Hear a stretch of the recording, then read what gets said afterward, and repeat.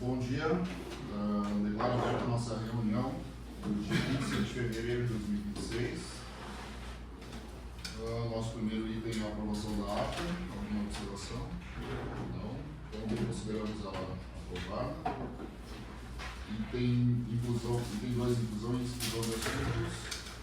Presidente, eu incluí o item 11 daí, a subsídio tarifária do consórcio coletivo. Depois que eu... Caso não esteja, presidente, a inclusão de apresentação do parecer. Tem que estar. O do projeto 027 está ali. O 027 está no item 8. Tá. E esse que foi compartilhado no grupo agora. E esse que eu quero incluir daí. Então, é esse. Isso. Eu vou imprimir lá para o presidente. Ofícios expedidos. Peraí. Ok. Claro. Eu só te dizer, o 8 vai ter que ser ágil. Eu tinha 2027, 2687. 2021, 018. Aí tem um item sobre disponibilidade. E também, se desse tempo, para mandar uma palavrinha sobre as contas da pessoa. Ah, está até no observação.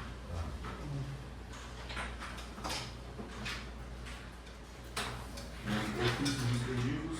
Tivemos um ofício pela Secretaria de Transporte e Planejamento, apresentando a minuta do lei de fretamento, caminhada aqui pelo conselheiro Giruelo. Também tivemos um ofício do Ministério Público pedindo a dilação de prazo para resposta em relação à análise do estudo de modelagem rural, que é o que o Zanetti vai apresentar mais adiante. Um ofício também para o PROCON, da ciência, que estamos ainda analisando aqueles processos em relação à cobrança da tarifa básica, né? E um ofício para a Secretaria de Transporte e Mobilidade pedindo urgência com relação à apresentação do cálculo de reajuste tarifário. E eles enviaram a resposta agora pela manhã, que não foi possível o envio do parecer descritivo do cálculo da tarifa do transporte coletivo urbano, visto a falta de dados suficientes para a elaboração do cálculo da tabela de hipótese. Informamos que assim que forem definidos os índices e valores necessários para o cálculo, a Secretaria de Planejamento encaminhará o parecer. É um problema porque a tarifa é para ser ajustada a partir do 1º de março. Segunda-feira? Domingo? Domingo. Então, agora, ofícios recebidos. Recebemos o ofício do Ministério Público pedindo uma posição com relação ao rompimento das adutoras. Tem 5 dias para responder. A gente já tem os terrenos, né, emitidos. Encaminhar a cópia dele para o expediente. Referente ao termo, uma resposta ao termo de notificação 025, que é também com relação a cobrança do serviço básico de água. Isso, está naquele processo 03, que está aqui com o Marcelo agora para fazer uma análise, cumprindo o despacho do relator, agora fazer uma análise, né, do EXAI, das resoluções anteriores e também dessa resposta da Corsana. Esse aqui já passou para o Zanetti, foi para o Marcelo. Por enquanto está com o Marcelo, mas depois ele vai comentar com o Basicamente, ela respondeu que pode cobrar. Isso, Não fez comentário ao restante das perguntas. A gente comentou antes, né? Inclusive, ele teve uma situação que ele disse que pode cobrar, inclusive, das suprimidas, né? Das suspensas e suprimidas. Suprimida a gente entende que seja suprimida, não existe mais, né? Como é que eles vão continuar cobrando tarifa base com uma ligação suprimida, né? Então até a procurador lá, ou quem apresentou o ofício, não entendeu ali a questão, né? Então é muito grave ali a situação de sustentar que é permitido ou não. Recebemos uma carta 121 da Corsana, referente ao termo de notificação 027. Isso também vai para o Marcelo, foi um termo de notificação emitido pelo Marcelo. Também, difícil de entender as respostas. A carta número 138, referente ao termo de notificação termo de notificação 101 Esse é o cronograma, né? sobre a execução das obras. Né? Cronograma semanal. Bom, depois o Cláudio comenta aí sobre as obras. Temos um convite para a participação de um webinar sobre a contabilidade financeira, né, contabilidade regulatória. E para nós interessa o dia 11, né, que é o dia das entidades reguladoras internacionais. Então, quem puder, Flávia, acho que o Daniel também, dia 11 de março. Marcelo, com certeza, vai participar. Qual horário, presidente? É das 10 ao meio-dia. Tá. Recebemos também a resposta à população de inventário patrimonial de 2026. Né?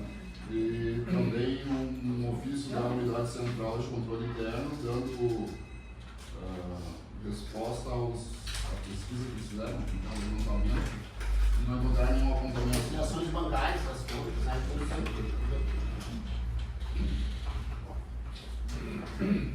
Esse que já é o último. Né, o presidente chegou agora pela manhã da Morlisc, um convite para participação de uma reunião que vai ser feita lá.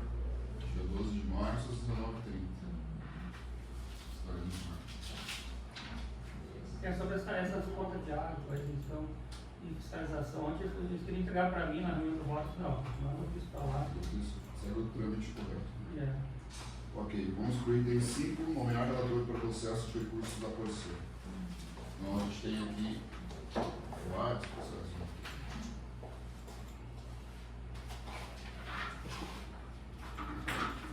Todos são regulamentação, né, Cláudio? Não, Tem um que é sobre as obras, as instruções para as obras, essa é tudo regulamentação. Tem que eu anotei daí, acho que esse que não é, né?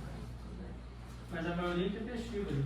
É, tem uns que já tá com bilhetinho. É, o pé de amarela eu já marquei fora do prazo para responder. Então, esse basicamente seria. Não, esse aí. Esse aqui é procedimento das obras, que foi dado nas instruções, eles não se, né? É que daí no voto, no juízo de admissibilidade, não se reconhece daí. Mas é feito um Sim, voto tem que fazer um voto dizendo que ele não reconhece, né? por incompetitividade. Como é que estamos, Juliano? Pode ser? Sim. Então vamos passar todos eles por Todos Juliano. os lugares, tá? Depois eu vou lá, eu vou listar os números. Só consignar, então, conselheiro, recebe eles com efeito suspensivo. Os recursos são recebidos com efeito suspensivo. Já podemos colocar que vai ter efeito suspensivo já. Isso, porque tem que receber com Não a regra, preciso eu- nossa regra. Não precisa eu requerer isso. Não, é que daí Não. já toma essa decisão, recebe eles com efeito suspensivo Isso, e daí isso. para análise. Pode, se já quiser fazer como nos outros, aí já fica Concluso. consignado que encaminha para o Exatamente. agente setorial. Claro, com certeza. Ponto. Item 6, plano de integridade. Setor Elias, por favor. Perfeitamente, presidente. Vocês conseguem abrir para mim ali só a questão que deve estar na pauta? Na verdade, é um documento muito longo, então não cabe a leitura de todo ele. Eu espero que vocês tenham olhado, né? Estava na pauta. É um documento importante. Né? Plano de integridade, deve estar na pauta. Eu, na verdade, só queria chamar a atenção só de alguns pontinhos na parte da matriz de registro, para vocês entenderem como. Não tem a pauta aí. Tu não consegue compartilhar, Está né? na rede, não compartilhando. A pasta compartilhada. Mas pra cima, lá em cima, já tá. Aí. Tá, 2026. Reuniões.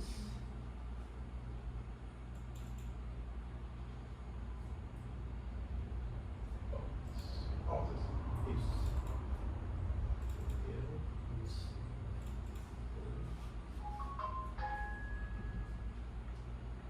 Bem embaixo.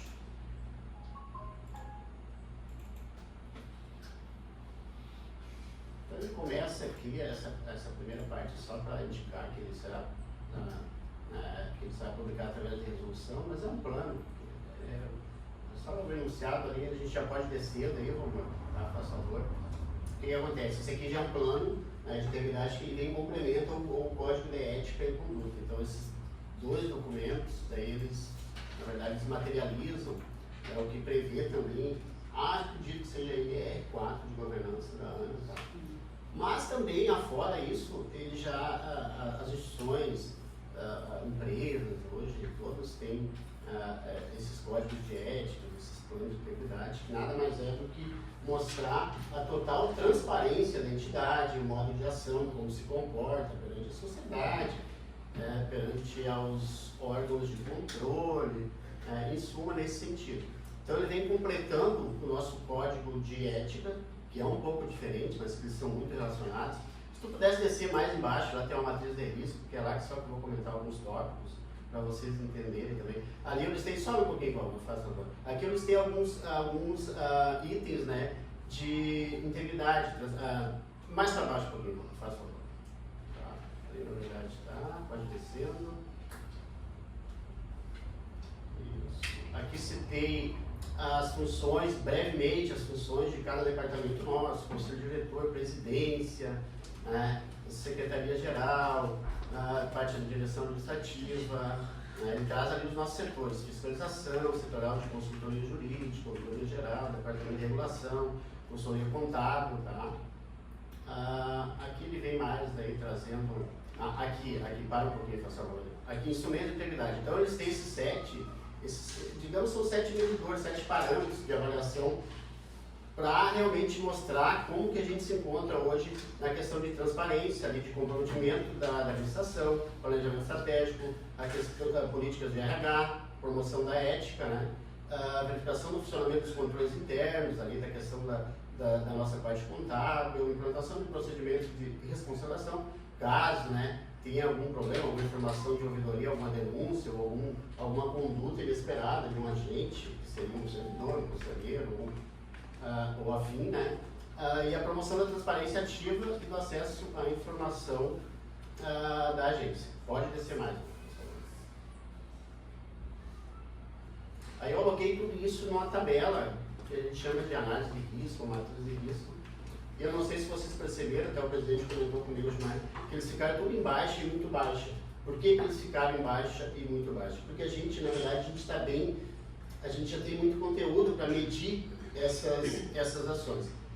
Conforme eu relatei para o presidente mais embaixo ali, eu pode descer até o final agora, para vocês entenderem, né, que a gente tem dispositivo tudo para sanar esses eventuais problemas que poderiam surgir através dos nossos dispositivos, que é lei de criação, nós temos regimento, nós temos resoluções, portarias, nós temos o código de ética, nós temos os portais de publicação da transparência da parte financeira, que é a Listacom, TCF, NCP. Em suma, isso, através desses instrumentos, que eu conscienciei a questão da matriz de risco para colocar em tudo baixo e muito baixo, porque a gente tem N dispositivo, né, para evitar qualquer mitigação de qualquer problema que poderia surgir lá. Mesmo assim, cada ação lá tem uma ação de contingência. Subir de novo um pouquinho na matriz de risco lá, só para me mostrar para vocês.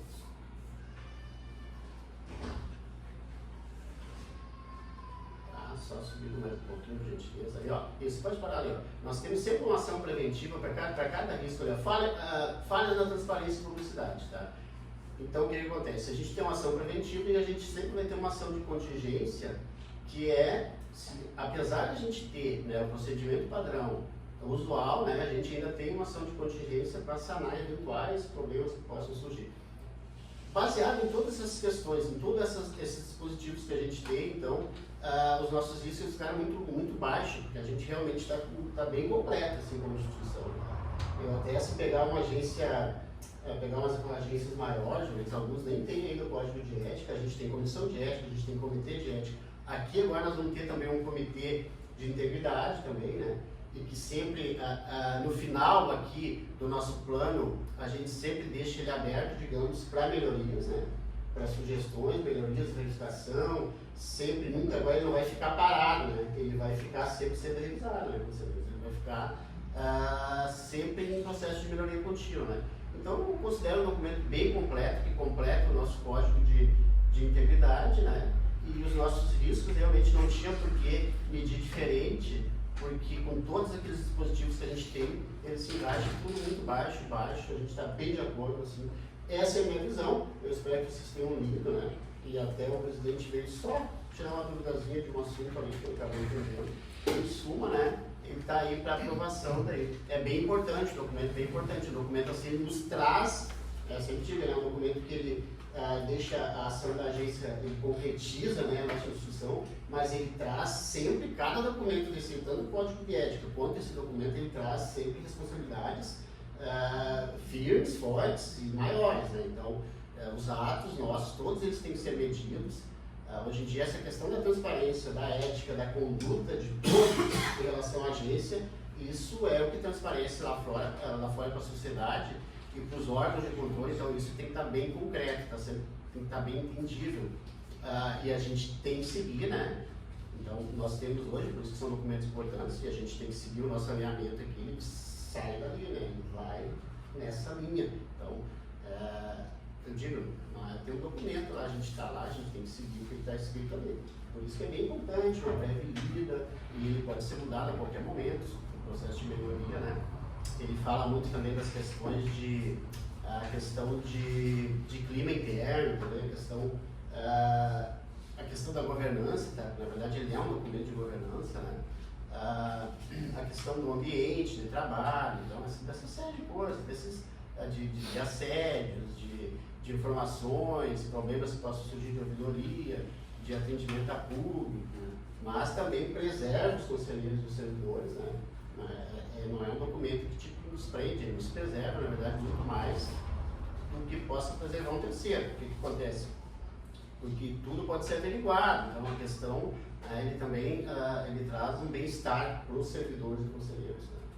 De modo geral, assim, mais simples, né? Bem interessante o documento. E daí a gente completa aquele MR4 que tinham lá os 3 quesitos que eram matriz de risco, plano de integridade e código de ética e conduta. A já indicou quem são os componentes do... Perfeito, vamos fazer a portaria. Assim que nós aprovarmos, vamos fazer a portaria. Eu já indiquei, porque ali nós vamos ter, e até já posso aproveitar o gancho, subindo um pouquinho, por favor, por gentileza, porque ali já vamos... exato, perfeito aqui, ó.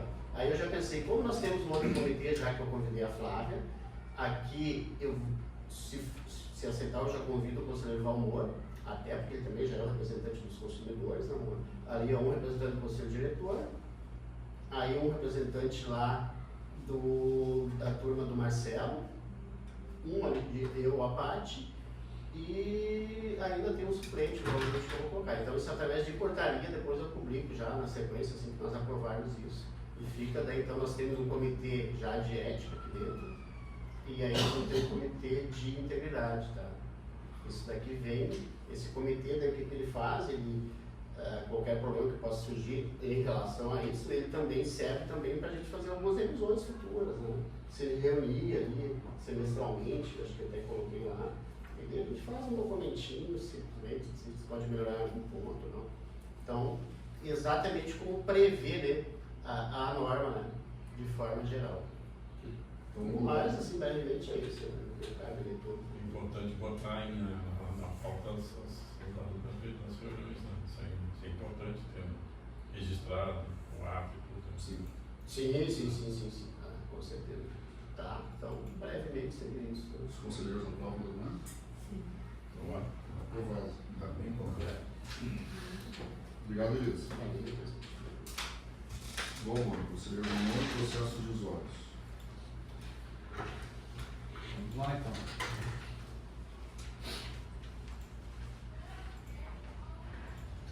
O 2026/78.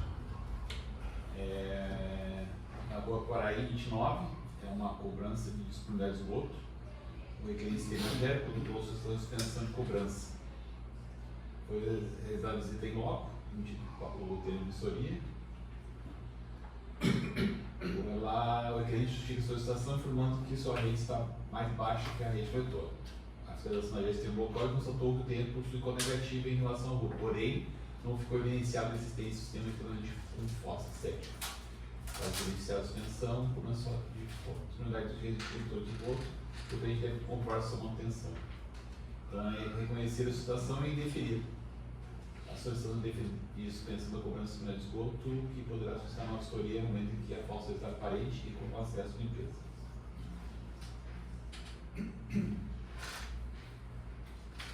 (2026/68).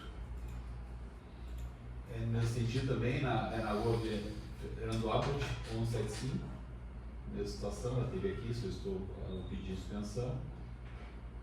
O relato é o mesmo também, a justificativa em relação a ser mais baixo, ser negativo. A fiscalização também esteve lá também e constatou que, apesar do tempo de ser negativa, não ficou evidenciada a existência de tratamento de fóssil. Certo? Dessa forma, a continuação anterior é reconhecer a solicitação, mas indeferir a suspensão de cobrança até que existe a possibilidade, né, de verificação aparente da fossa em si e da possibilidade de limpeza mesmo. Ok?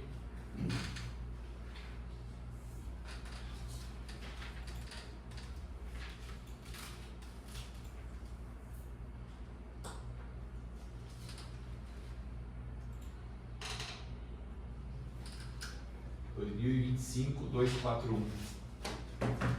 A requerente esteve na JER, apresentada pelo seu procurador e protocolou solicitação de cancelamento de cobrança.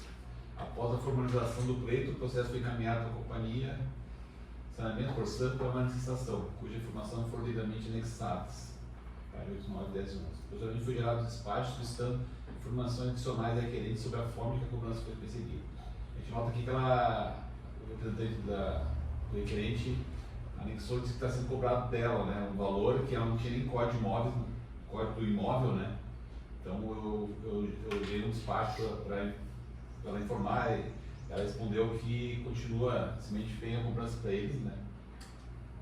Então o que ela diz? A procuradora da senhora aqui alegou discordar da cobrança de taxa de ponto, que se entende como tarifa básica de disponibilidade, incidente sobre imóvel localizado na rua Antel Wendel, João Alves.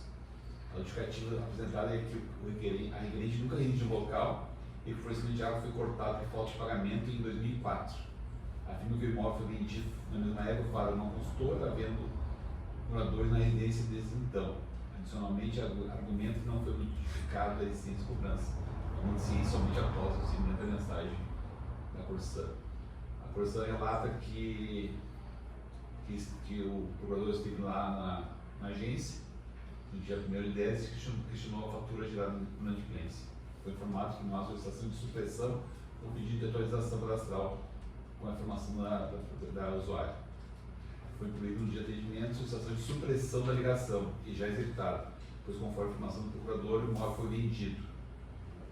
Então, uma análise dos fatos ali, considerando que a requerente informou que o imóvel estava com a ligação cortada desde 2004, mas que nunca solicitou formalmente o pedido de suspensão ou supressão da ligação do imóvel, então pouca atualização, considerando que a legislação específica, artigo 117 do EISAI, impõe ao vendedor ou adquirente a obrigação de solicitar a alteração cadastral em caso de alienação de imóveis, do imóvel, deve esse que não foi cumprido por requerente no prazo concedido.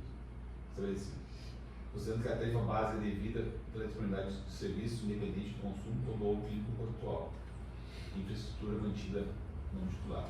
Dessa forma, reconhecer a solução do requerente e indeferir integralmente o pedido de cancelamento de cobrança de multa em virtude da ausência de cumprimento das obrigações regulatórias por parte da requerente. Determinar a cliente a decisão seja comunicada ao requerente a Corsã e encaminhada ao auto.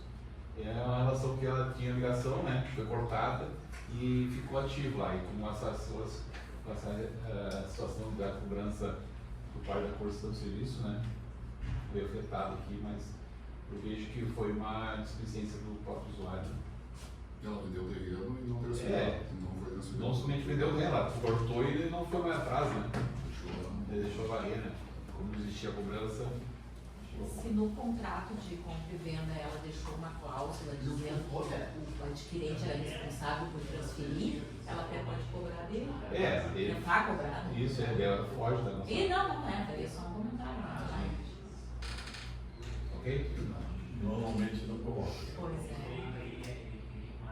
Inclusive no EISAI tem uma situação que tu pode visualizar o proprietário interior, né? Isso.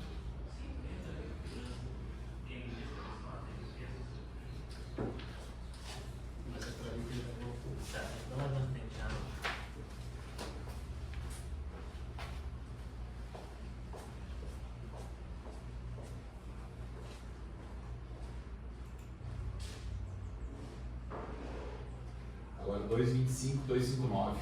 É na rua Tenente Coronel Brito, 221. Da mesma forma que a gente teve na agência, protocolou solicitação de cancelamento de cobrança. Então, foi enviado por essa manifestação. Aqui, todo legal, o artigo 67 da ESAI, em relação ao funcionamento de relação pontual com Corsã e usuários. E o 117, com relação à alienação do imóvel de cliente, em caso que ele tenha para informar o processo cadastral correspondente.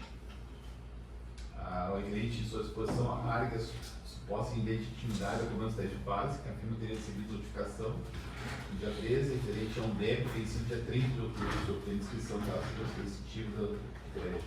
Alega que a cobrança se refere ao imóvel que for alienado no dia 13 e subsequentemente no item 14, convertendo-se em terrenos e benfeitoria desde então. Questiona a obrigatoriedade de notificação prévia da Corsã para a retomada da cobrança de tarifa básica, a legalidade de sua exigência na área de cientificação e de outros, e a ausência de mecanismo de comunicação de bem de transferência de responsabilidade. O cliente reconhece a impossibilidade de comprovar a eventual comunicação de encerramento condutual anterior aos 2011. Sugere que a atividade da atualização para a ser adquirente do imóvel, implicando-se com a transferência indevida de ônus. O professor informa que teve lá solicitou a supressão da ligação conforme o artigo 96 da ESAI. Não sei se eu dei identificado na data.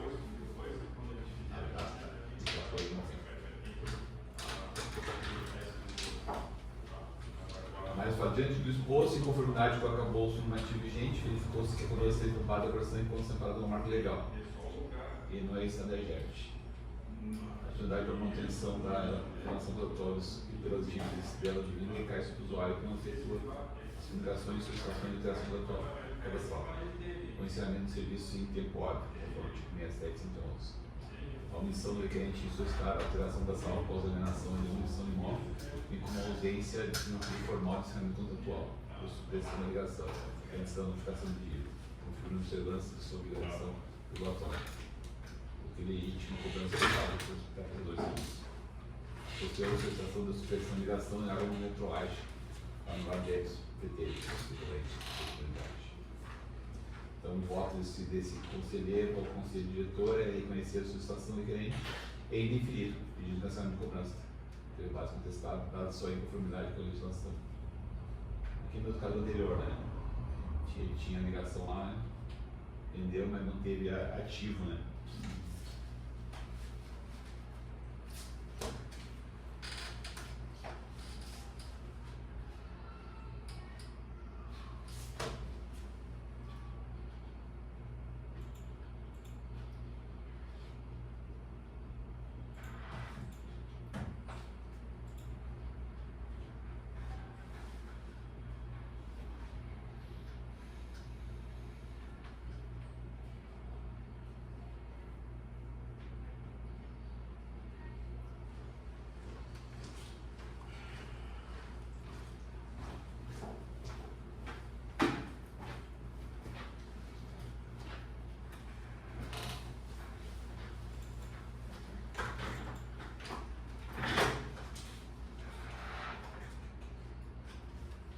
Que é o 2025/2261.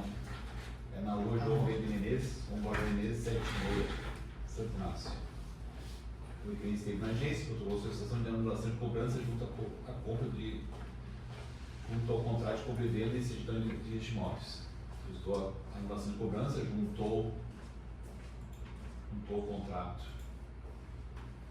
compra e venda e certidão de imóveis. Foi feita a Corsã por manifestação.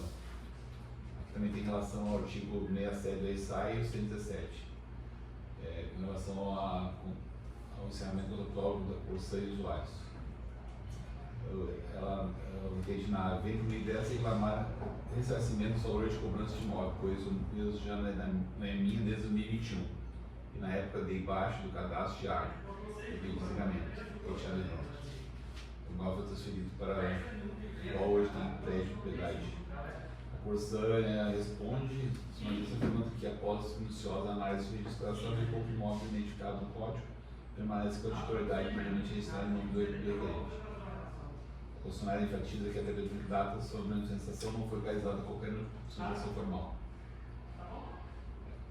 Então, aqui da mesma forma, o imóvel estava no nome dele, foi desligado e não teve nenhuma alteração mais.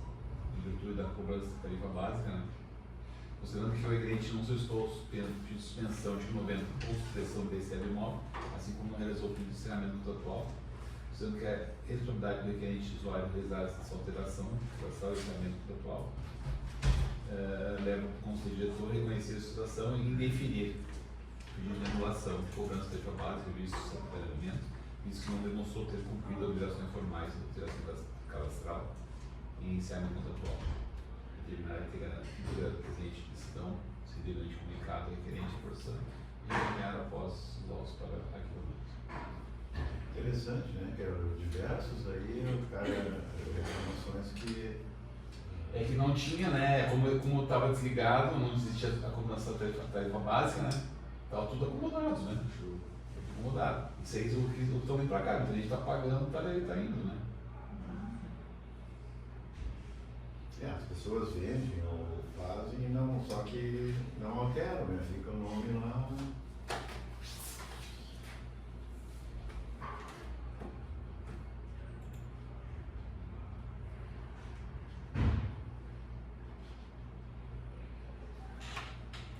Eu tenho esse próximo aqui em relação a essa resposta que tem relação com o pedido de suspensão, né? Daí eu discuti com vocês todos aí.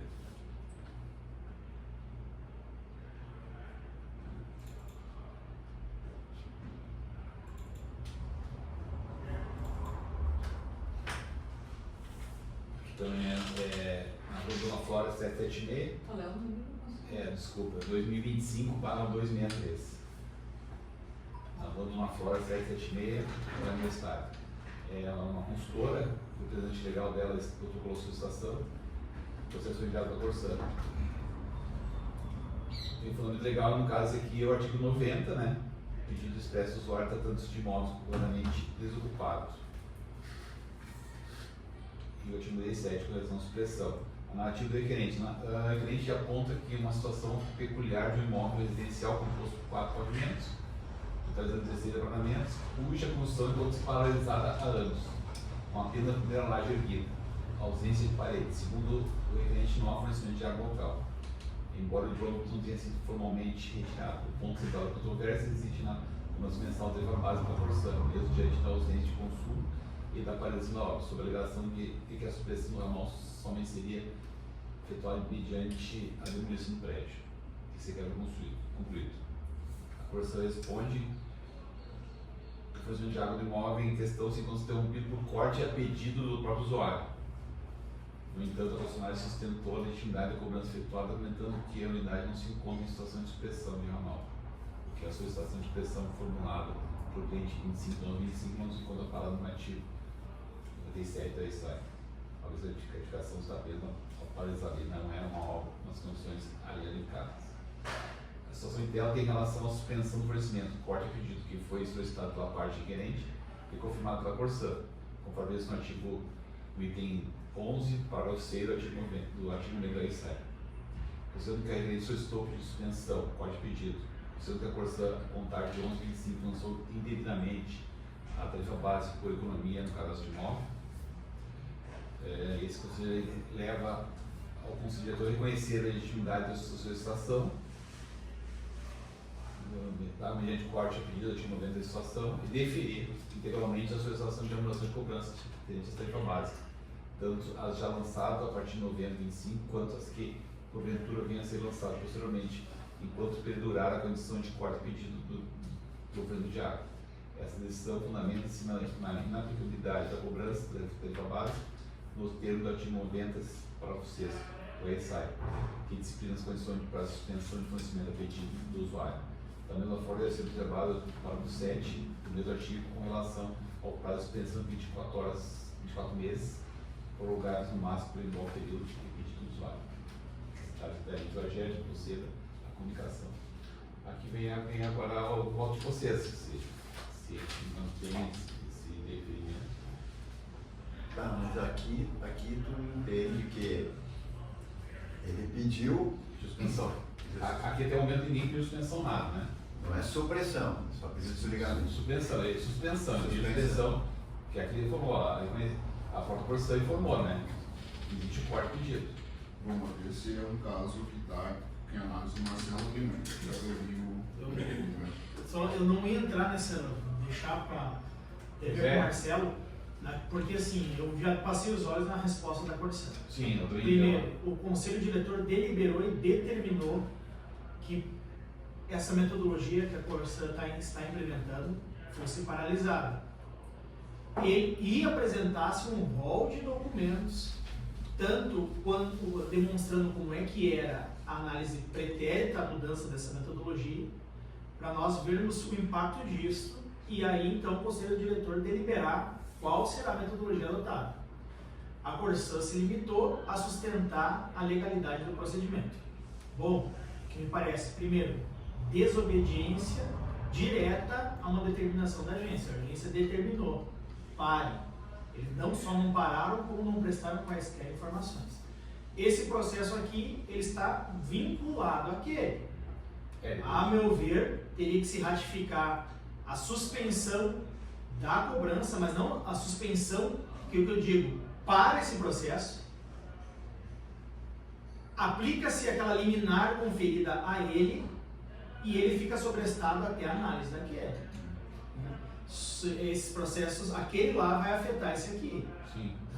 Então, vou ter que conversar com o Marcelo, que aquilo lá a gente tem que dar prioridade a ele, tendo em vista a multiplicidade de casos que podem decorrer disso.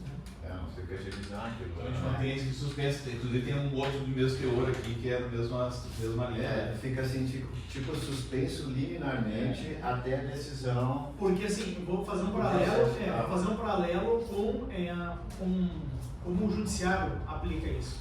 Tem casos que são considerados, termos que utilizam lead case, puxando o nosso ex-conselheiro Hernani, em que eles tomam uma decisão em um processo e determinam a suspensão de todos os demais. Tem a mesma linha de... Isso. E aquela liminar daquele processo adere a este caso. Como o Conselho já deu uma liminar determinando que a Corsã pare com isso aqui evidencia, se isso aqui ocorreu posterior, evidencia que ela já não parou. É uma agravante, aquilo já evidencia naquele processo. Esse foi o anterior. É pretérito? É pretérito. Então só constar que aquela liminar no processo tal, se aplica esse aqui e determina sobrestar até a finalização. Então esse aí e o 2025, 234 também, ficam os dois, então... Mas aí vai ter um despacho, né? Sim, tu só tem que alterar. Porque daí eu o encaminho o despacho também para a Corsã parar, né, de cobrar e aguardar o usuário ter a ciência que vai ser, né? Para excitar aquele processo no portal lá. Então os dois eu faço os passos diferentes, então, diferente dessa aqui, então, desse... Tá.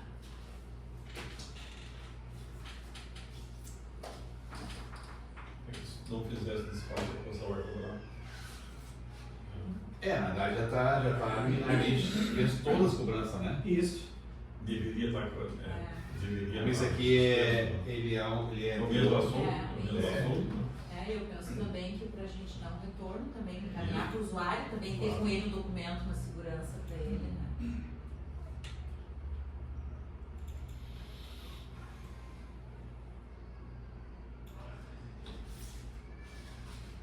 Por último, então, esse aqui tem relação à resposta da ouvidoria. Canal da ouvidoria.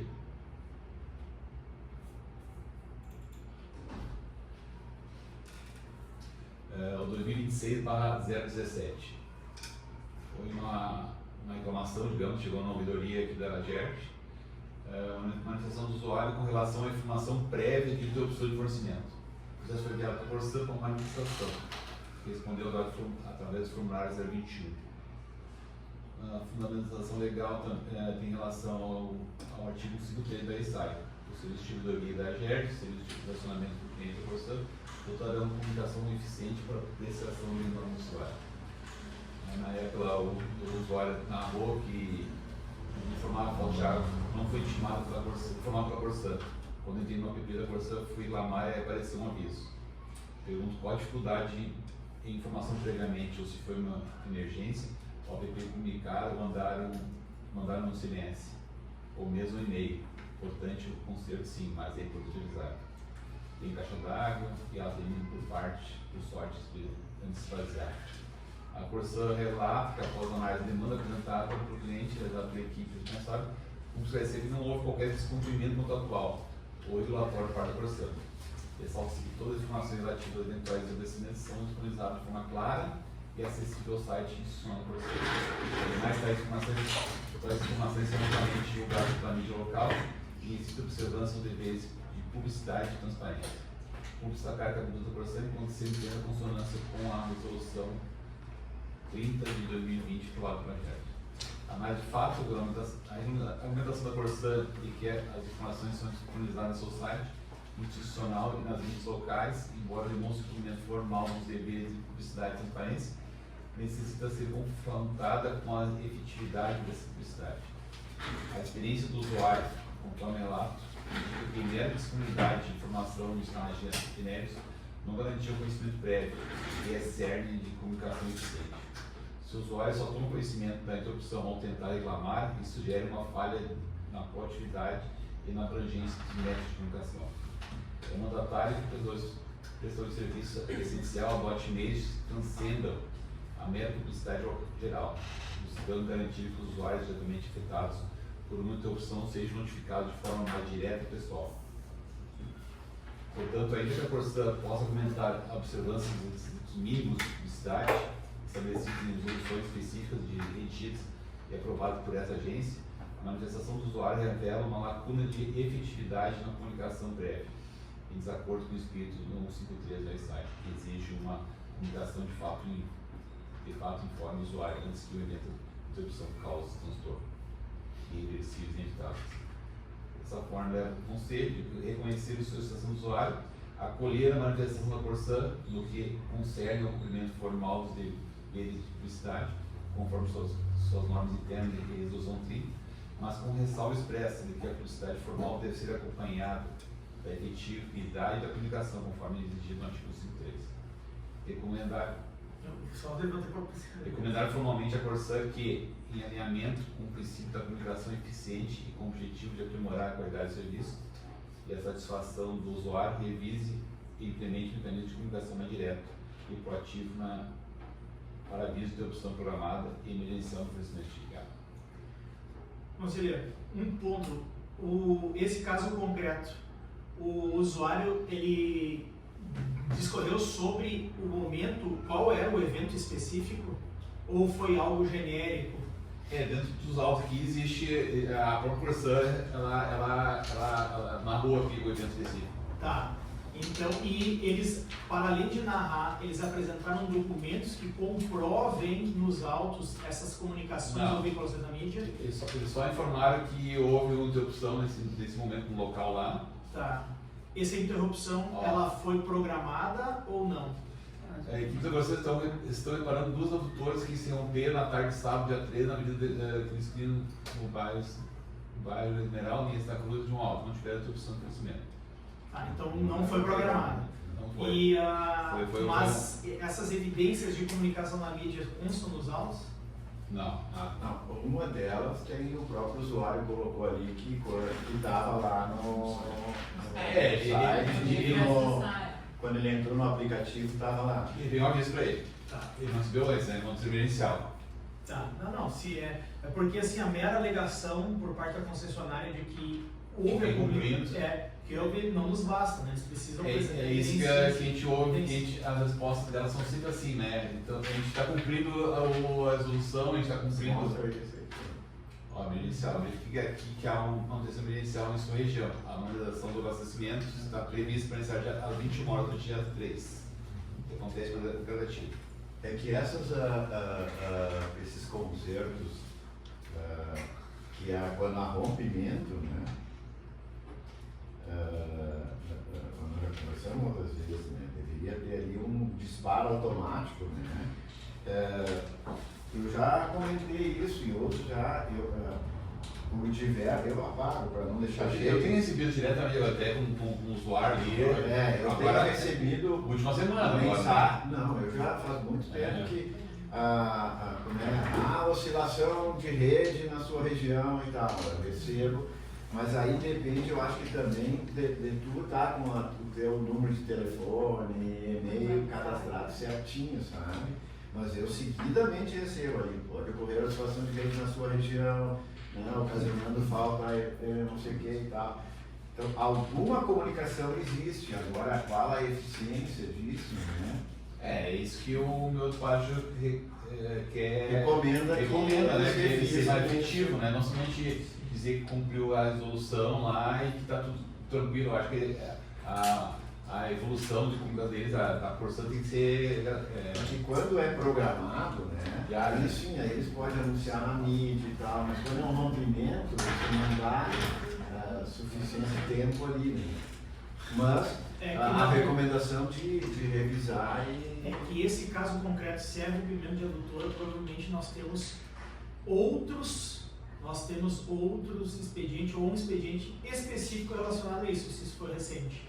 E em todos os casos recentes, nós até colocamos a agravante de que não ocorreu a formalização de comunicação à agência.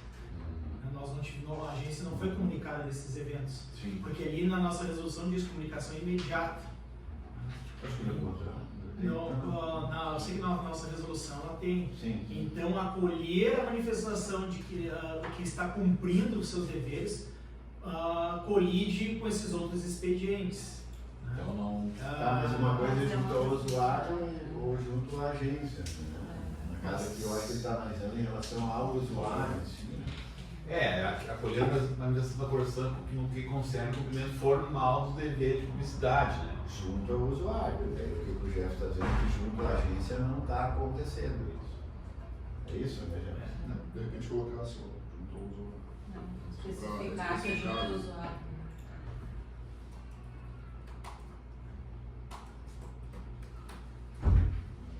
Mas tu colocou também que ele não está sendo efetivo, né? Mas o ressalvo expressa que a publicidade formal deve ser acompanhada de efetividade da publicação. Os conselheiros são de acordo? Eu ainda não me sinto confortável. Acolher, Uma colher ali receber, então, ali fazer Ou parcialmente. E não daria para tirar só fazer a retorno. Podemos, conselheiro, discutir esse voto e retornar com ele na próxima parte. Vamos deixar pendente, então, suspenso, né? Porque é importante que o Jeff está querendo dizer, eu acho que eu estou entendendo, é que é importante nós não deixar aqui que de repente eles usem disso como, mas vem cá, vocês mesmos. Aceitaram aqui e não aceitaram. Então seria interessante que para ele Alterar isso. Para nós, só para nós refletir junto em conjunto sobre montar uma sobre resposta que seja. Conselheiro quer encaminhar para o jurídico, eu já deixo Isso, consignar na. Isso aí. Ok, obrigado. Senhor do Bom Humor. Item 8, procuradores da NET. Medida cautelar. Conselheiros, tá. Posso só falar sobre a reunião entre as agências? Sim, o Elias participou também. Então, conselheiros, esse tema aqui, ele é complexo e Eu vi. de muita importância para a nossa agência. Algumas histórias de Isso, nós fizemos essa reunião que aqui na sede da GERTS, vieram então representantes da GERTS e da GESAN. Eles colocaram as considerações deles, que acho que já foram trazidas para os conselheiros, quanto às metodologias que eles estão querendo aplicar relacionadas à compensação tarifária pelo impacto decorrente da tarifa social. A GERTS vai limitar este pedido. A GESAN ainda não bateu o martelo em relação a isso. A GEF deve limitar o pedido cautelar Em só relação à tarifa social. Bom, o que nós questionamos para eles foi o porquê eles estavam partindo para essa metodologia e eles se ativeram às metodologias apresentadas pela Corsan. Bom, tentamos, eu coloquei para eles que eu discordava juridicamente da metodologia deles, porque eles estão criando algo, propondo a criação de algo fictício, em sede cautelar, mas que ainda em sede cautelar está criando um precedente. E esse precedente, no futuro, vai ser muito difícil eles desdizer o que eles estão dizendo agora. Tá? Mas então eu vou ter que fazer a leitura, tem que ficar registrado isso. Eu li. Não dos pormenores, mas o porquê e o que está sendo debatido nessa cautelar. Então, trata-se de análise jurídica acerca da Carta 03, encaminhada pela Companhia Representada de Saneamento, à presidência da Agência Reguladora de Serviços Públicos Delegados da agência. No referido expediente, a concessionária postula a adoção de medidas regulatórias em caráter cautelar no âmbito do processo de revisão extraordinária e fluxo regulatório inicial, alegando a necessidade de reequilíbrio econômico-financeiro decorrente de eventos climáticos extremos ocorridos em 2024 e da implementação da tarifa social instituída pela Lei Federal 14.898/2024. A concessionária sustenta que suportou prejuízo na ordem de 436 milhões devido a eventos de força maior, as enchentes, dos quais apenas 79 milhões teriam sido reembolsados por seguros, além da necessidade de realizar obras de resiliência climática estimadas em 335 milhões. Argumenta que a implantação da tarifa social gerará impacto financeiro que deve ser neutralizado. Para fazer frente a alegados desequilíbrios, a concessionária requer cautelarmente alterações profundas na estrutura tarifária e regulatória vigente, especificamente fixação do prazo de 30 dias contados da notificação dos usuários acerca da disponibilidade da rede, para que o usuário providencie às suas expensas a conexão de sua unidade às redes de esgotamento sanitário disponíveis. Supressão de todos os mecanismos de descontos decrescentes progressivos previstos na Resolução 12 de 2018. Supressão dos prazos de carência de pagamento da tarifa mensal de esgotamento sanitário nos usuários conectados, igualmente previsto na Resolução 12. Inclusão na tarifa mensal de esgotamento sanitário dos usuários conectados do serviço básico parte fixa, a semelhança daquela existência no serviço de água.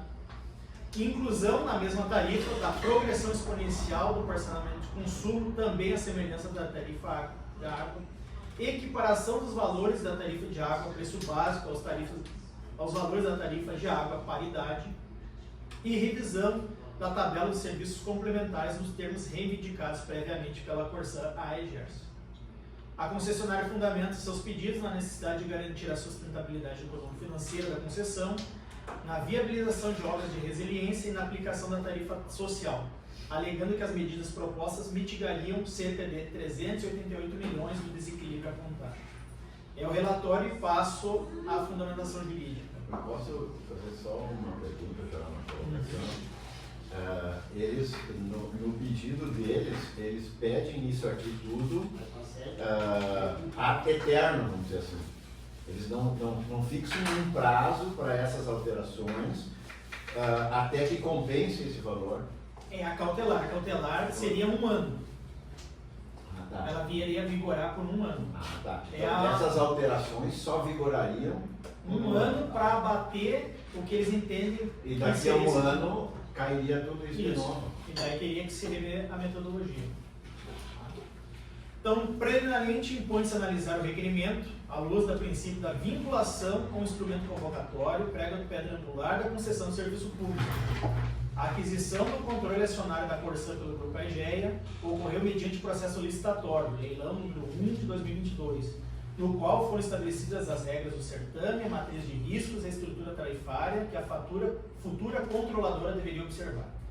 O termo aditivo para adequação ao contrato de programa ao regime de concessão deve ser interpretado em estrita consonância com os compromissos assumidos no momento da licitação, não podendo servir de instrumento para subverter a equação econômico-financeira que balizou a formulação da proposta vencedora, sob pena de violação aos princípios da vinculação ao instrumento convocatório e da isonomia.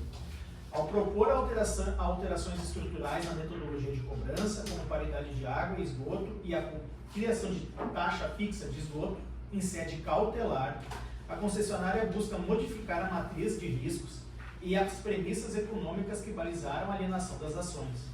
O edital de leilão número 1/2022 foi claro ao estabelecer as regras vinculantes e o Grupo Egeia, ao ofertar seu lance, declarou conhecer e aceitar tais condições.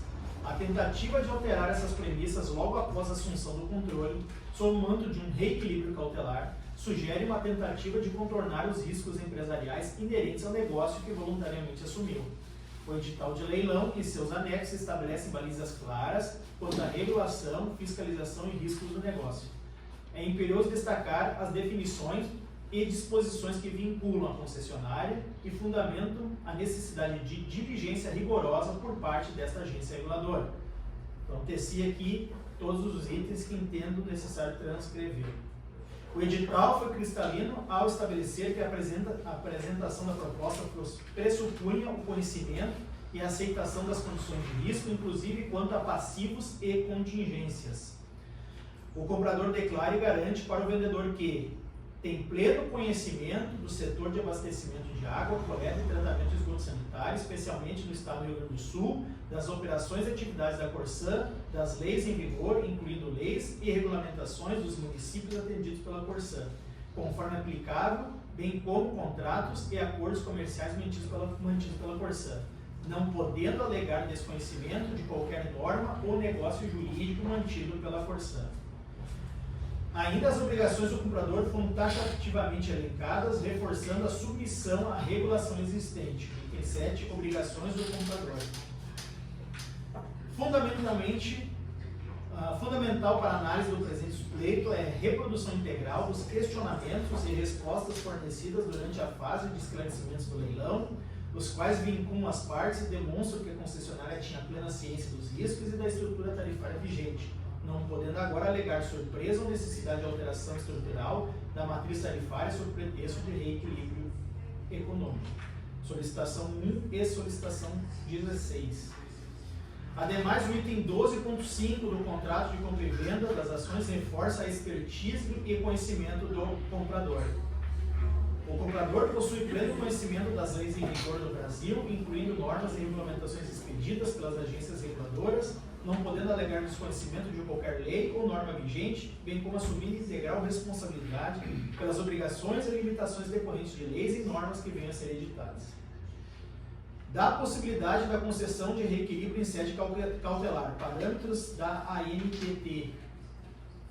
Antes de adentrar o exame minucioso dos pleitos meritórios e sem que isso represente juízo pelo valor definitivo sobre a configuração ou não do desequilíbrio no caso concreto, cumpre estabelecer, em caráter estritamente preliminar e em tese, as balizas hermenêuticas regulatórias acerca da admissibilidade de medidas de reequilíbrio financeiro formuladas em sede cautelar.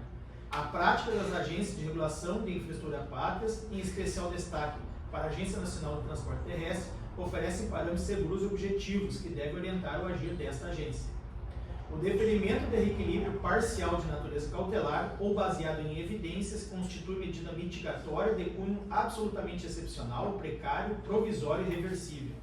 A concessão pressupõe a existência cristalina e cumulativa de requisitos autorizadores rígidos desenhados para salvaguardar tanto a viabilidade do serviço essencial quanto a modicidade tarifária, obstando assim precipitações que redundem em passivos impagáveis em desfavor da modicidade para os usuários.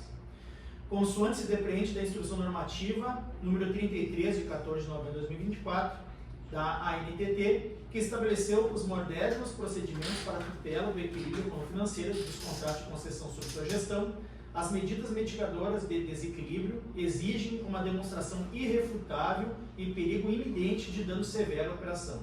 A norma federal delineia o Instituto de maneira estrita. Ainda visando resguardar a supremacia do interesse público, o mesmo diploma assevera a natureza jurídica precária de tais deferimentos, é necessária a anuência expressa da concessionária quanto à total reversibilidade. A praxe regulatória da NTT materializou esses preceitos recentemente na deliberação 206, de 18 de junho de 2025, a qual deferiu reequilíbrio parcial de viés cautelar em razão de instabilidade geológica decorrente de eventos climáticos extremos decorrentes na rodovia BR-101 RJSP. Contudo, ao fazê-lo, a autarquia federal condicionou a sua eficácia a mecanismos de controle financeiro rigorosos, utilização de recursos vinculados, no caso, e chancelou em seu bojo decisório a precariedade e o viés compensatório posterior. Em síntese preliminar, constata-se que havia cautelar para mitigar desequilíbrios em contratos de concessão enquanto a guarida abstrata no direito administrativo regulatório contemporâneo, conforme evidenciado pela vanguarda dos parâmetros estipulados na NTT.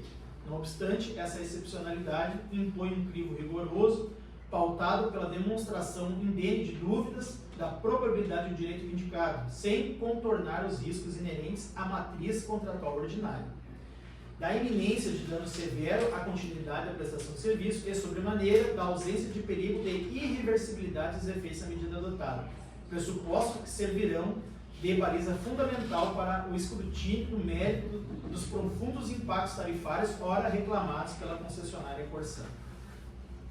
Do arcabouço legal e regulatório da fiscalização.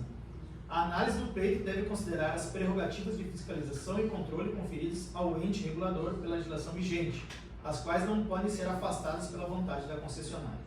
A Lei Federal 11.445, 2007, marco de saneamento, estabelece citados artigos específicos. No âmbito municipal, a Lei 9.316, de 23, que consolida a criação da AGERST, confere poderes explícitos de fiscalização. A Resolução 69 da AGERST homologou o TACC com ressalvas cruciais quanto à independência desta agência. As resoluções 21 e 22 disciplinam o poder sancionatório e de fiscalização. E o TACC, em seu anexo 4, também reforça o poder sancionatório, ao prever penalidades legais, regulatórias e contratuais. Da matriz de risco vigente e sua aceitação. A estrutura tarifária vigente à época do leilão foi a base para a formulação da proposta do Grupo Econômico, a EGEA. Alterá-la agora, sob a forma de medida cautelar, violaria o princípio da vinculação ao instrumento convocatório e a isonomia entre os licitantes, pois outros concorrentes poderiam ter ofertado lances maiores se soubessem que a tarifa de esgoto poderia ser equiparada à de água ou que descontos seriam suprimidos logo no início da gestão privada. O TACC, embora preveja mecanismos de revisão, não autoriza a subversão da lógica de risco do negócio. O TACC deve ser interpretado em harmonia com o edital de leilão. As cláusulas do TACC relacionadas ao controle de finanças, prerrogativa de fiscalização devem ser citadas. Cláusulas 12.1.1, 12.1.2, 12.1.2.1 e a 13.1.2. O conjunto de estruturas tarifárias da Corsã deve ser suficiente para gerar as receitas e a tarifa média única necessárias para a manutenção do equilíbrio econômico-financeiro. O anexo 3 reflete as tabelas tarifárias vigentes do município na data da assinatura do contrato de concessão, que permanecerão em vigor. Pressuponho, então, que essas tarifas atendem de partida o item anterior. Diante desse arcabouço, resta evidente que o Grupo EGEA, ao adquirir a Corsã, aceitou a matriz tarifária vigente e sua submissão ao poder regulatório e fiscalizatório da agência. A tentativa de alterar a estrutura tarifária via medida cautelar, modificando a lógica da proposta vencedora, colide com os princípios de vinculação com o instrumento convocatório e de isonomia. Do mérito, a presente análise de mérito confronta os pedidos formulados pela concessionária com as disposições do marco de saneamento, da lei de licitação de concessões, do edital de desestatização, das normas da AGERST, da densa jurisprudência apresentada pelos tribunais superiores STF e STJ, pelo Tribunal de Contas, TCU, e pelo Tribunal de Justiça do Estado do Rio Grande do Sul, com o objetivo de fundamentar o indeferimento das medidas cautelares pleiteadas. Da obrigatoriedade de observância ao marco legal e à lei de concessões. O marco legal do saneamento estabelece diretrizes claras sobre a prestação de serviço e as responsabilidades dos prestadores. A solicitação de alteração tarifária via medida cautelar, sem a comprovação exaustiva do desequilíbrio e sem a contrapartida de eficiência, viola o princípio de modicidade tarifária e da capacidade de pagamento do usuário, pilares do marco legal. A Lei 8.987 de 95 rege o contrato firmado e impõe que a tarifa seja fixada pelo preço da proposta vencedora, preservada pelas regras de revisão. A alteração da estrutura tarifária, como a criação de uma tarifa fixa de esgoto, sem a conclusão do processo de revisão ordinária ou sem o fato gerador de desequilíbrio comprovado a ser mensurado no FRR, fere a estabilidade contratual e a vinculação ao edital.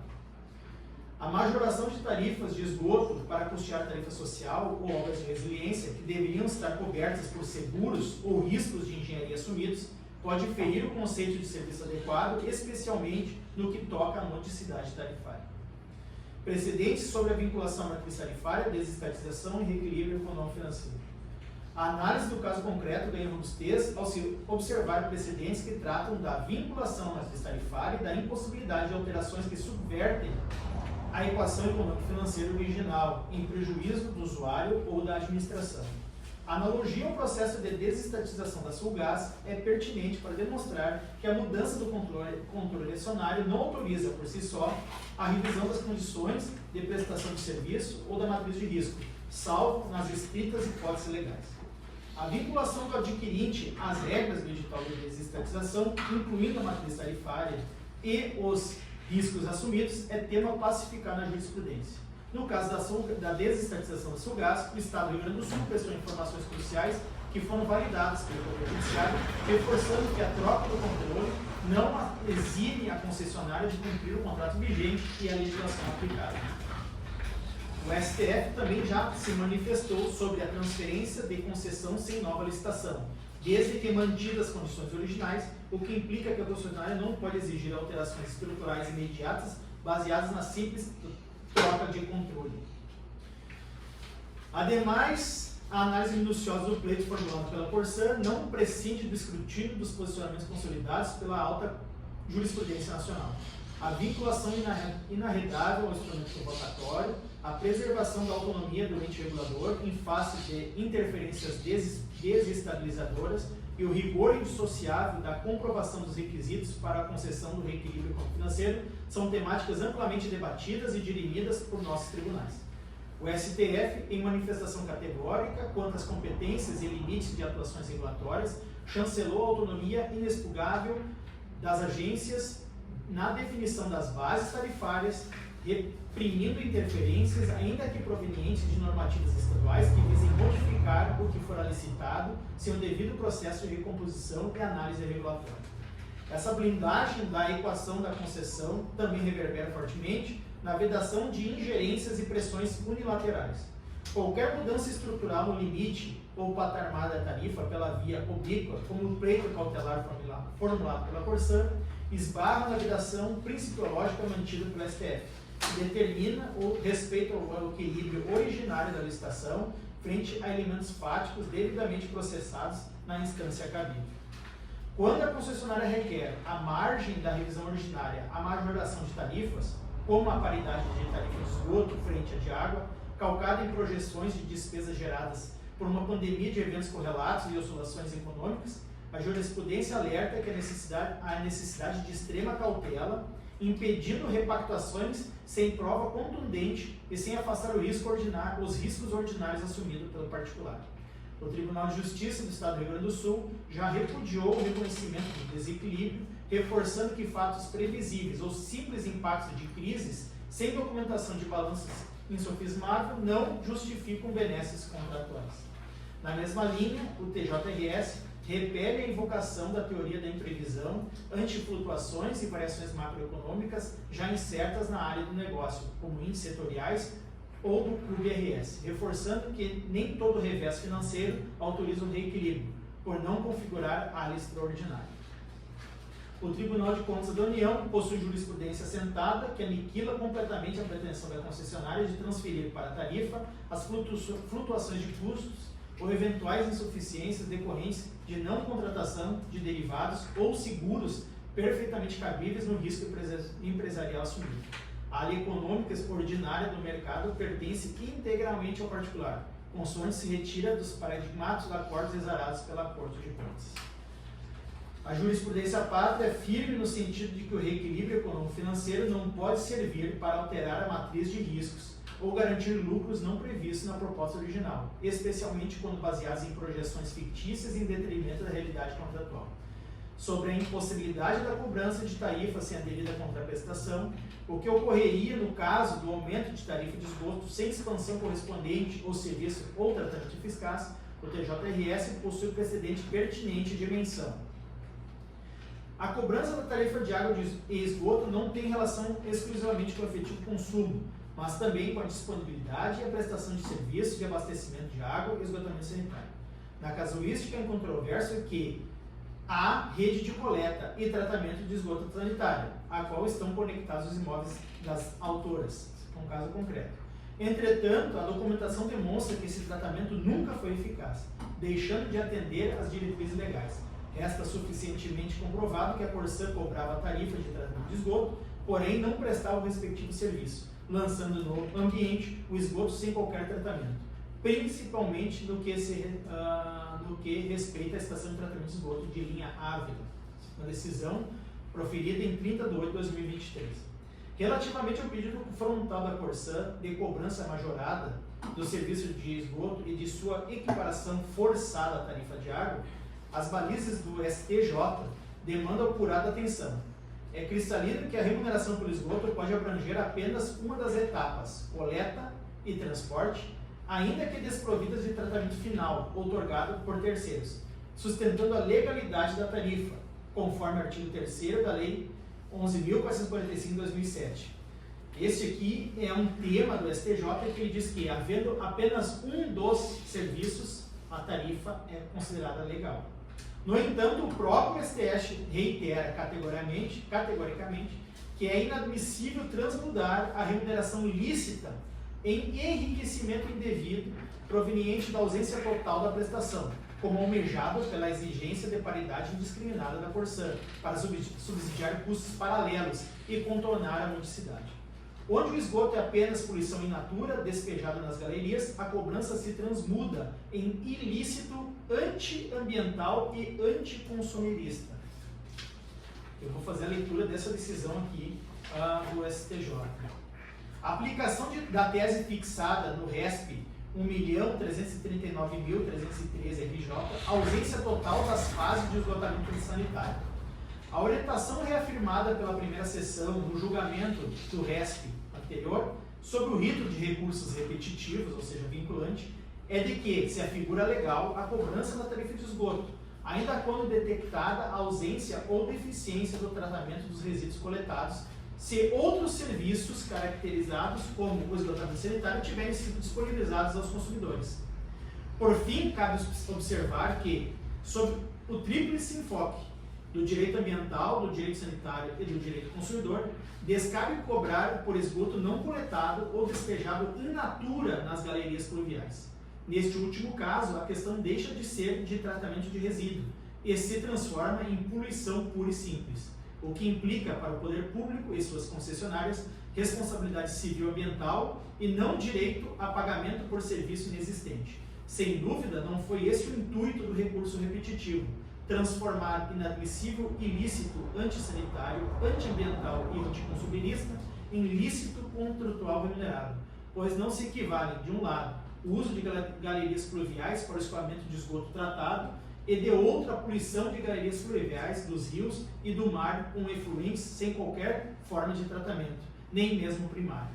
Essa é a correta leitura que se deve fazer do repetitivo, no ponto em que se alude à possibilidade da utilização de galerias pluviais. Em outras palavras, seu emprego se legitima somente quando os efluentes nela lançados estão devidamente tratados, etapa fundamental do chamado saneamento básico, não bastando o mero recolhimento e descarte.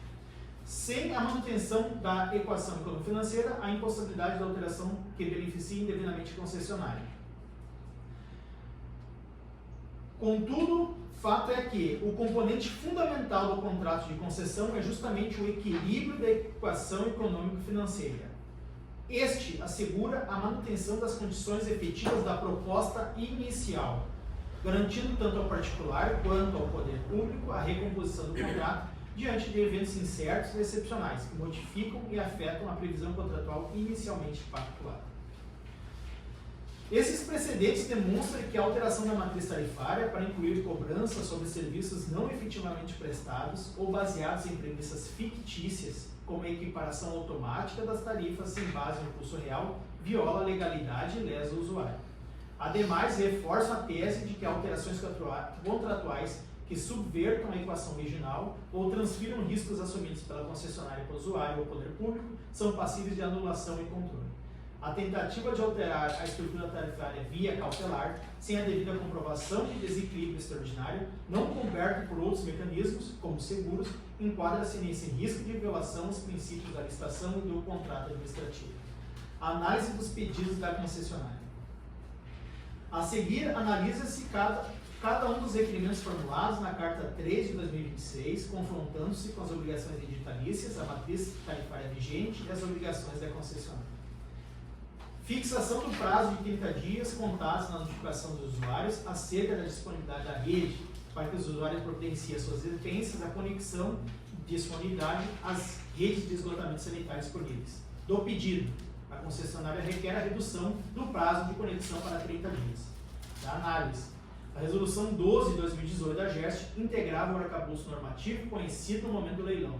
As alterações dessas regras para aumentar a arrecadação em curto prazo, eliminando benefícios aos usuários, descontos e carências, configura a alteração unilateral da proposta em prejuízo do usuário, sem contrapartida de serviço novo.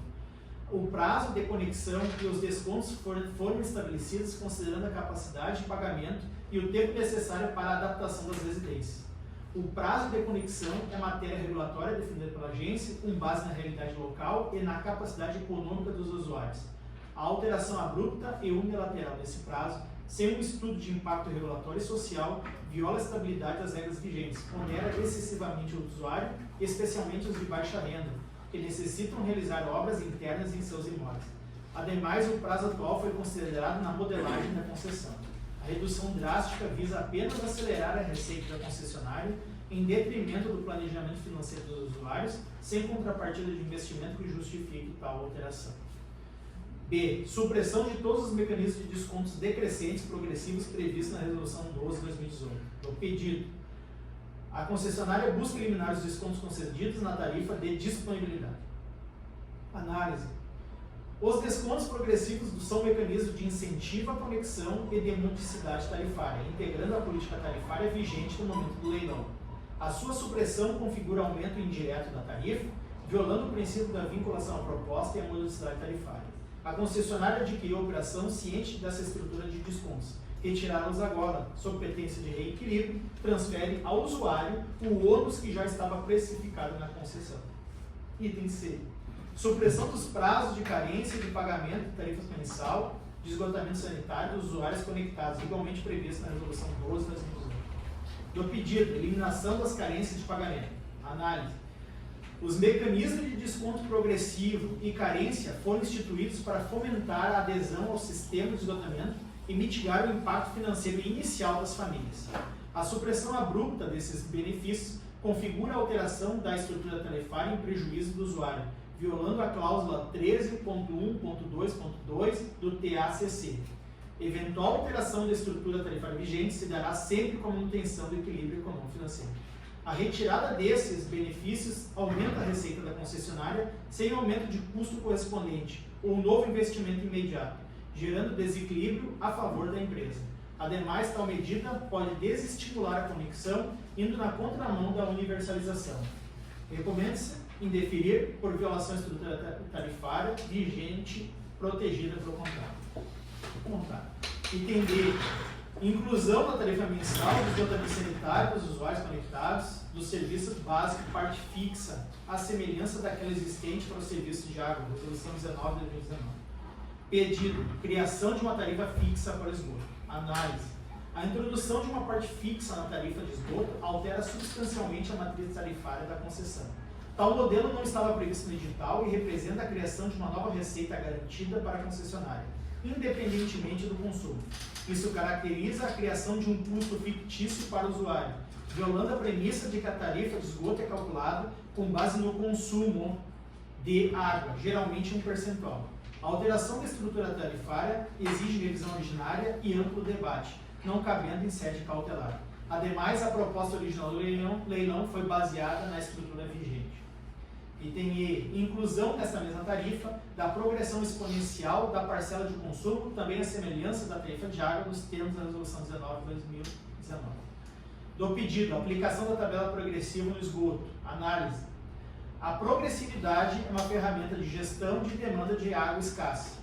Aplicá-la no esgoto, cuja coleta e tratamento tem custos operacionais mais lineares do que exponenciais, pode resultar em enriquecimento sem causa da concessionária e penalização excessiva dos usuários. A alteração da metodologia de cálculo da tarifa de esgoto para um modelo exponencial altera a equação econômico-financeira originária do contrato em desfavor do usuário. F. Equiparação dos valores da tarifa de esgoto, preço básico, aos valores da tarifa de água, paridade. Do pedido, aumento da tarifa de esgoto para 100% da tarifa de água, paridade. Análise. Esta é a alteração mais gravosa da proposta. A tarifa de esgoto historicamente opera em percentual de tarifa de água, geralmente 70%, refletindo a diferença de custos operacionais e a realidade da infraestrutura. A equiparação, 100%, representa um aumento tarifário massivo, direto e brutal para o usuário final. Tal aumento constitui custo fictício, pois não há comprovação de que o custo do serviço de esgoto tenha se igualado ao da água da noite para o dia. Isso viola as premissas editalícias. Além disso, a proposta cria uma distorção grave. A intenção declarada é custear a tarifa social e obras de resiliência. No entanto, o aumento da tarifa de esgoto, via paridade e taxa fixa, recairá apenas sobre os usuários que têm acesso à rede de esgoto. Contudo, é necessário considerar que a rede de esgoto atende a determinadas áreas do município, considerando o estágio atual de implantação. Tal realidade é replicada, por óbvio, em outros municípios do estado do Rio Grande do Sul. Assim, hipoteticamente, em muitos municípios, a rede de esgoto atende determinadas áreas, de modo que bairros de classe média ou baixa, com rede, pagarão a conta da paridade e tarifa social, enquanto bairros de classe alta, ainda sem rede, como fossas sépticas, não contribuirão com esse aumento, gerando uma distorção regressiva e injusta na distribuição dos custos do sistema. Isso fere o princípio da isonomia e da solidariedade sistêmica, que deve pautar o subsídio cruzado. O custo da política pública, a tarifa social, deve ser equânime e não penalizar um grupo específico de usuários por falha na cobertura do serviço. Revisão da tabela de serviços complementares dos termos reivindicados previamente pela Corsã Agência. Do pedido, aumento dos preços dos serviços complementares. Análise. A revisão dos serviços complementares deve ocorrer nas revisões ordinárias, baseada em planilhas de custos detalhadas e comprovadas. A concessão de reajustes via cautelar, sem a devida auditoria de custos incorridos, viola o princípio da unicidade e da transparência. O pedido genérico em sede cautelar, sem abertura do contraditório e análise técnica detalhada de cada item, não se justifica. A ausência do periculum in moro que justifique a medida cautelar, necessidade de instrução probatória e em processo de revisão ordinária. Item 3.4. Da falha da gestão na realização de seguro, assunção de risco e obra de resiliência. A concessionária alega prejuízo de 436 milhões decorrentes das cheias de 2024, mas admite ter recebido apenas 79 milhões de indenização securitária, conforme recibo de quitação. O TSC, cláusula 12, e a Lei de Concessões, artigo 31, inciso 7, impõe à concessionária o dever de segurar adequadamente os bens vinculados à concessão. A diferença entre o prejuízo alegado e a indenização recebida, um gap de mais de 350 milhões, evidencia uma falha na gestão da contratação de apólice de seguro, ou seja, a contratação de coberturas insuficientes, infraseguro, ou com franquias e limites inadequados para o risco do negócio. O risco, no caso fortuito ou força maior quando segurável, deve ser coberto pelo mercado de seguros e não repassados ao usuário via tarifa. Ao aceitar uma indenização de valor muito inferior ao dano real e dar quitação plena à seguradora, a concessionária praticou o ato voluntário de abrir mão de valores na esfera privada. Transferir esse prejuízo decorrente da má gestão de riscos para a tarifa pública é ilegal e viola a matriz de risco do contrato, que aloca a concessionária o dever de diligência na proteção do patrimônio. Não pode o usuário ser ressegurador universal da ineficiência da concessionária. O pedido de reequilíbrio baseado nesse prejuízo a descoberto é, portanto, improcedente, pois decorre de risco empresarial mal gerido. Repassar esse custo ao usuário seria premiar a ineficiência. Além disso, o plano de resiliência apresentado deve ser analisado sob a ótica dos investimentos já previstos no contrato. Obras de manutenção e melhorias são obrigações contratuais. Apenas o que for comprovadamente extraordinário e não coberto por seguros adequados poderia ser objeto de discussão em reequilíbrio e não via medida cautelar genérica. Até aqui, a minha manifestação seria pelo interferimento de todos pedidos cautelares. Mas, considerando a última reunião que nós tivemos com as agências reguladoras, e que eles vão sim, estão inclinados a, através de outras metodologias, criar um aporte de recursos para a tarifa social, e eu questionei o porquê eles estavam fazendo essas metodologias, a meu ver, distorcidas, é porque eles se limitaram àquilo que apresentou a Corsã. Bom, considerando então que esses mecanismos relacionados à tarifa social não são unilaterais, é que então eu apresento ao Conselho Diretor uma proposta que ela injete recursos para a tarifa social de forma equânime e proporcional ao sistema. Então, isso aqui é algo propositivo fora daquilo que apresentou a Corsã. Item 3.5. Da articulação propositiva da GERST para a implementação equânime da tarifa social no sistema Corsã e a necessidade de formulação de metodologia local aplicável via índice único. Ultrapassada a análise atinente à impossibilidade de deferimento das medidas cautelares consubstanciadas na alteração abrupta e unilateral da estrutura tarifária do esgotamento sanitário, impõe-se debruçar sobre o papel institucional e propositivo desta agência na efetivação da tarifa social. A implementação desse benefício, longe de ser um mero repasse contábil a ser imposto de forma desproporcional a uma parcela restrita de usuários, exige uma postura ativa, diáloga e tecnicamente fundamentada por parte do regulador. A GERST não atua como mera chanceladora de pleitos da concessionária, mas como afiadora do equilíbrio entre a sustentabilidade econômico-financeira do contrato e a modicidade tarifária garantida aos usuários, normalmente aqueles em situação de vulnerabilidade social. Neste intricado cenário regulatório, isso se faz rememorar as obrigações assumidas pelo Grupo Egea na licitação. O arcabouço normativo editalício que balizou a desestatização estabeleceu, de forma cristalina, que a consecução de políticas sociais tarifárias dependeria de uma atuação conjunta e coordenada entre a concessionária e as agências reguladoras. Cumpre reproduzir de forma literal e destaque as cláusulas do contrato de compra e venda no leilão. Onde nós temos o item 7.1, inciso 13. Articular nos termos da Lei Estadual 15.708/2021 as medidas necessárias com as agências reguladoras para identificar e recadastrar os clientes beneficiários de tarifa social. A referida disposição contratual, aliada ao preceito cumprido na cláusula 13.1.6 do termo de adequação e consolidação do contrato, evidenciam que a materialização da tarifa social não comporta ações unilaterais que subvertam a matriz tarifária de riscos. Pelo contrário, exige a construção de uma articulação interinstitucional. Cumpre destacar o teor da referida cláusula. Ademais, no que tange a unidade do sistema e eficácia regulatória, o TSAC estabelece premissas fundamentais nos considerandos e na cláusula de equilíbrio econômico-financeiro que devem ser integralmente observadas. Aqui nós temos uma situação. O que eu vou propor é que se divida de forma equânime, mas também nós temos que contribuir para o sistema todo. E aí onde é que a gente vai chegar nessa proporção futura para o sistema todo? Pegar essa metodologia que talvez a GERS e a GESAN vão apresentar, e essa metodologia, se aplicada a Santa Cruz do Sul, o quanto isso ia dar em valores.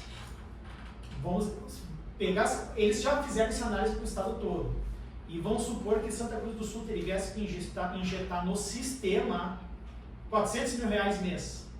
Isso não é só um impacto em Santa Cruz, então ele precisa injetar no sistema. E por isso que eu proponho uma análise equânime, que garanta a isonomia de todos aqui, mas também que atenda essa proporcionalidade de injetar esse recurso na unidade Corsã. A edição da Lei 14.898 de 2024, que instituiu as diretrizes para a tarifa social em âmbito nacional, consolidou o dever de outorgar o desconto de 50% sobre a tarifa aplicável à primeira faixa de consumo para as famílias de baixa renda. Contudo, o próprio diploma legal federal, em estrita deferência à segurança jurídica dos contratos de concessão, determinou de forma expressa em seu artigo 6º, parágrafo 3º, que a eficácia do benefício em relação ao prestador de serviço depende da prévia recomposição do equilíbrio econômico-financeiro do contrato, observando-se, em seu artigo 8º, que tal financiamento dar-se-á prioritariamente por meio de subsídio cruzado, consubstanciado no rateio de seu custo entre as demais categorias de consumidores finais atendidas pelo prestador. Por oportuno, reproduz o teor integral dos dispositivos de referida lei. Faça leitura do artigo 8. A tarifa social de água e esgoto será financiada prioritariamente por meio de subsídio cruzado, consistente no rateio de seu custo entre as demais categorias de consumidores finais, atendidas pelo prestador de serviço proporcionalmente ao consumo. Diante do imperativo legal de promoção do reequilíbrio econômico-financeiro para suportar o impacto financeiro da tarifa social, a metodologia proposta pela concessionária no presente pleito cautelar, baseada no aumento indiscriminado da tarifa de esgoto via paridade com a tarifa de água e cobrança de taxas fixas, revela-se manifestamente inadequada. Acarretaria uma distorção regressiva de extrema gravidade, onerando exclusivamente os usuários que já possuem acesso à rede coletora de esgoto e isentando do rateio solidário aqueles situados em bairros de elevado poder aquisitivo, ainda desprovidos de tal infraestrutura. O financiamento de uma política pública de erradicação da pobreza e universalização do acesso ao serviço essencial deve se pautar pela solidariedade de todo o sistema de usuários, não podendo ser utilizado como subterfúgio para que o concessionário obtenha aumentos tarifários estruturais travestidos de compensação social.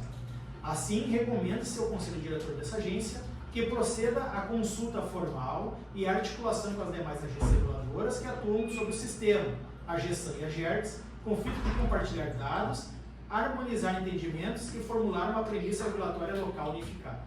O sistema Corsã, por sua natureza regionalizada e interdependente, exige que a equação da tarifa social seja resolvida sem fragmentações que gerem simetrias tarifárias insustentáveis entre os municípios gaúchos. A formulação dessa premissa local deve ter como objetivo inafastável a garantia da implementação da política social no município de Santa Cruz do Sul, materializando o direito humano fundamental ao acesso à água e ao saneamento. Contudo, para que a implementação ocorra de forma escorreta e alinhada à lei de concessões, a premissa local a ser desenvolvida pela GERST deve assegurar, peremptoriamente, a aplicação de um índice único de recomposição sobre todos os usuários locais, incluindo, para fins de solidariedade sistêmica e manutenção do equilíbrio, os próprios beneficiários da tarifa social, sobre a parcela remanescente de sua fatura. Essa metodologia de índice único garante que não haja prejuízo a determinado grupo de usuários em detrimento de outros. Ao aplicar um percentual linear e uniforme sobre o faturamento de todas as categorias tarifárias, promove-se a verdadeira essência do subsídio cruzado preconizado pelo artigo 8º da Lei 14.828/98 de 2024. A pulverização dos custos do subsídio ao longo de toda a base de faturamento pagante minimiza o impacto individual na fatura do cidadão, ao mesmo tempo em que garante à concessionária a arrecadação da exata massa de receita necessária para manter rígido o equilíbrio no fluxo regulatório de referência. Tal metodologia deverá, inclusive, ser matematicamente calibrada para suportar ou alcançar exclusivamente o índice necessário e estritamente suficiente para cobrir os custos do subsídio, vedando-se qualquer enriquecimento sem causa ou constituição de margem de lucro ocultas. Ressalta-se que essa metodologia local há de ser compatibilizada com as metodologias aplicadas pelas demais agências, de modo que se assegure tratamento isonômico entre os usuários locais, bem como para com os demais usuários do sistema que venham a contribuir para o custeio da tarifa social. Se eles vão, nos demais municípios, onerar só determinados usuários, bom, isso aí, a meu ver, é problema deles, inclusive dando margem a questionamento judicial, porque a lei diz entre todos. O que eu não... Inclusive os que recebem benefício. Aqui, não, aqui é o que eu sigo daquela questão de que só para cima da tarifa. Aquilo que exceder é aquilo que está dentro. Eu vou mostrar aqui mesmo. Nesse sentido, é imperativo que a GERS realize a aferição técnica das metodologias adotadas pelas demais entidades reguladoras e o custo total do subsídio social em âmbito sistêmico. A parametrização da metodologia local deve ser estruturada de forma que, para além do critério isonômico estritamente municipal, seja assegurado de forma proporcional o custeio do sistema Corsã em sua integralidade, respeitando a unidade do sistema e o equilíbrio econômico-financeiro global, conforme expressa a previsão no TACC, considerando 5 e cláusula 12.3.5. Para a consecução do índice único e a fiel implementação da tarifa social, mediante o rateio equitativo, recomenda-se ao Conselho Diretor considerar a adoção de metodologias regulatórias específicas e transparentes, aplicadas à totalidade dos usuários. Para aprimorar a viabilidade técnica e a transparência desse rateio, propõe-se ao Conselho Diretor desta agência a adoção de uma lógica análoga ao sistema de bandeiras tarifárias do setor elétrico, regulamentado pela Resolução número 1000 de 2021 da ANEEL. Assim como as bandeiras sinalizam custos variáveis de geração sem alterar a tarifa base, TE, tarifa de energia, e TUSD, tarifa de uso do sistema de distribuição, o custo do subsídio social deve ser estruturado como um componente tarifário autônomo, transitório e reversível. A adoção desse paralelismo regulatório fundamenta-se na necessidade de lidar com uma flutuação dinâmica do déficit social, sem desnaturar a matriz operacional originária da concessão. Nesse sentido, a premissa local deve garantir a aplicação de um índice único de recomposição sobre todos os usuários locais, estruturado sob metodologia que preserve a modicidade. Pensei em duas metodologias e a primeira foi só a título de ilustrativo, porque recomendo a segunda. Dentre outras metodologias possíveis, sugere-se que seja ponderado a criação de um fator de compensação social em percentual.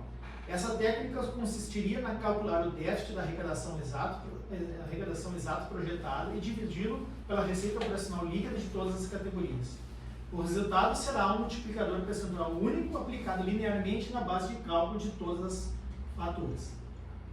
Resumo: vê o que precisa de dinheiro, divide e passa para todo mundo. A segunda metodologia, por hora sugestionada ao órgão deliberativo desta agência, é a formulação de um fator de compensação incidente sobre metro cúbico sobre todos os usuários do sistema.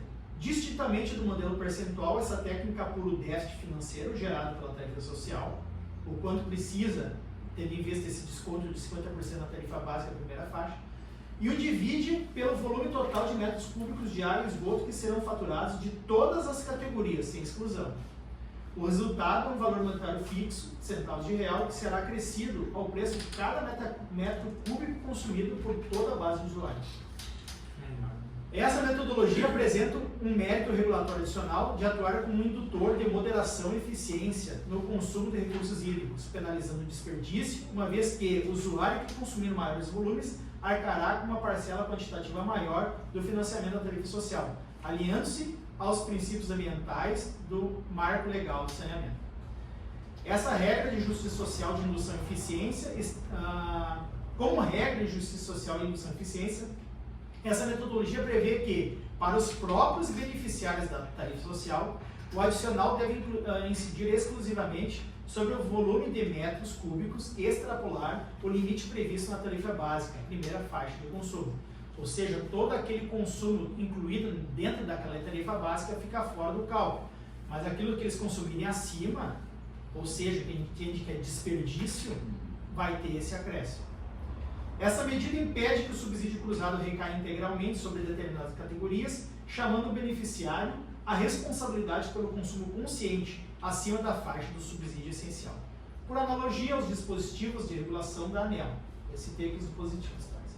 Seguindo a lógica do parágrafo único, supra, a tarifa básica, a primeira faixa, do vulnerável permanece intocada pelo adicional, mas o volume excedente contribui para a sustentabilidade do sistema. Abaixo apresenta-se a planilha exemplificativa das metodologias e a respectiva operação dos cálculos recomendados. Eu botei um asterisco ali que, para os beneficiários sociais, considera-se apenas o volume excedente à primeira faixa de consumo. Independentemente da metodologia acolhida, recomenda-se a instituição de uma rigorosa conta de compensação regulatória, espelhada no artigo 310 da Resolução 1000/2021 da ANEEL. Considerando que a base de famílias elegíveis à tarifa social possui dinâmica variável devido às flutuações socioeconômicas, o índice fixo ex ante, que é a gente vai definir algo hoje, mas a gente só vai ver as consequências disso lá na frente, constituirá numa estimativa. A conta de compensação servirá para registrar mês a mês a diferença entre o subsídio efetivamente concedido aos vulneráveis e a receita incremental efetivamente arrecadada por meio do índice único cobrado da universalidade dos usuários. Por simetria, ao artigo 327 da Regulação da ANEEL, a fatura deverá assegurar a segregação obrigatória de rubricas. Essa conta registrará mensalmente a diferença entre o subsídio concedido e a receita incremental arrecadada. No advento de cada revisão tarifária ordinária, o saldo desta conta de acompanhamento será auditado e utilizado para calibrar o índice único para o ciclo subsequente,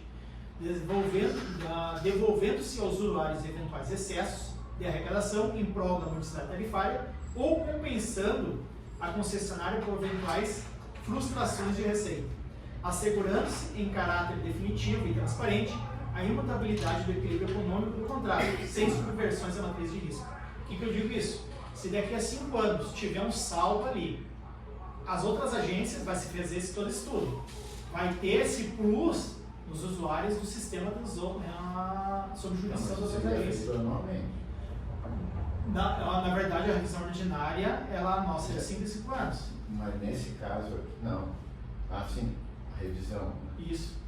Mas no caso da bandeira tarifária... Ela é anual. É anual. Aí fica a critério. Eu sugeri fazer isso na revisão ordinária, mas pode... Bom, legal. Porque a tarifária ela ocorre anualmente. Considerações finais. O pleito da concessionária, ao tentar antecipar receitas e alterar a matriz de riscos via cautelar, viola a isonomia em relação aos demais licitantes que participaram do leilão